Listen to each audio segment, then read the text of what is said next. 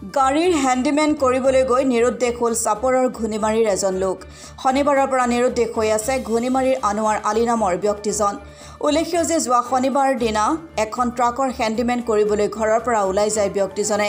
কিন্তু ব্যক্তিজনে ঘৰত অসুবিধা হোৱা বুলি চালকজনক কয় আৰু গুৱাহাটীৰ লখৰাত গাড়ীৰ পৰা নামি যায়।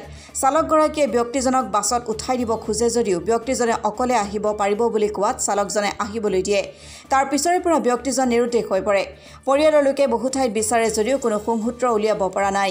অৱশেষত সংবাদ মাধ্যমৰ জৰিয়তে ব্যক্তিগৰাকীক কোনো সদাশয় ব্যক্তিয়ে প্ৰত্যক্ষ কৰিলে 8638595834 নম্বৰত নাইবা নিকটৱৰ্তী থানাত খবৰ দিবলৈ পৰিয়ালৰ লোকে অনুৰোধ জনায়।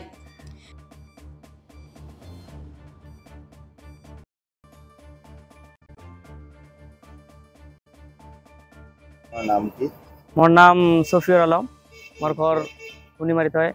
माने मोर शशुर और कि नाम हल आनवार हुसैन आनवार आली ताई माने এটা গাড়ীৰ লগত আৰ কি ঘৰৰ ওচৰৰ এজন ড্ৰাইভাৰ আছিলে নাম হল অমৰ আলী। তাৰ লগতে মানে তাৰ এটা গাড়ীতে লৈ হেণ্ডিমেন হৈ আৰ কি গুৱাহাটী গৈছিল। যোৱাৰ পিছত মানে এটা লখৰা বুলি কয় আৰ কি, তাতে গাড়ীটো মানে বেয়া হোৱাৰ কাৰণে একদিন তাতে থাকি ৰখাব লগা হ'ল। তাৰ পিছত কেনে সি মোৰ শ্বশুৰ আৰু ক'লে যে ঘৰত যাব লাগে, মোৰ কিবা ঘৰত মানে বেমাৰী আছে বুলি ক'লে। তাৰ পিছত এই ড্ৰাইভাৰজনে মানে আহিব দিয়া নাই, কৈছিলে যে মই পিছত কেনে গাড়ীত উঠাই দিম, তুমি ৰখি যাবা, পিছত মানে মই গাড়ীত উঠাই দিম, বাড়ি যাবা, ঘৰত যাবা। তেনে তাৰ পিছত মানে মোৰ শ্বশুৰে তাৰ কথা মানে শুনা নাই, হৈছে মোৰ ঘৰত বেমাৰী আছে, মোৰ যাবাই লাগে ইমাৰ্জেঞ্চি, তেনে তুমি থাকা মই যাওঁ এইবুলি মানে গাড়ীত উঠি এতিয়া আহিল নে নাই আজি পর্যন্ত মানে ঘৰত উঠা নাই, ঘৰত আহি পোৱা নাই। বয়স 35-40 মান হ'ব। যোৱাকালি 2টা বজাত মানে আবেলি 2টা বজাত গাড়ীত উঠাৰ কথা আছিলে। এই 2টা বজাত মানে তাৰ লগত আমাৰ লগ হৈছিলে ড্ৰাইভাৰজনীৰ লগত।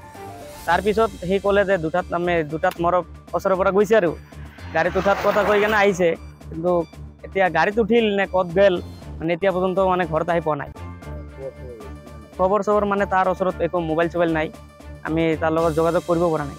ড্ৰাইভাৰজনে ফোন মাৰিছিলোঁ, সি কৈছে গৈছে বুলি কৈছে আৰু। তাৰপিছত আমি আবেলি আকৌ ফোন মাৰিছোঁ, সন্ধিয়াত ফোন মাৰিছোঁ, সি ফোন উঠাই নাই। সন্দেহ মানে আমাৰতো সন্দেহ এনেকা সন্দেহ নাই, ড্ৰাইভাৰজনী আমাৰ নিজৰে মানুহ হয়, ঘৰৰ ওচৰৰে মানুহ।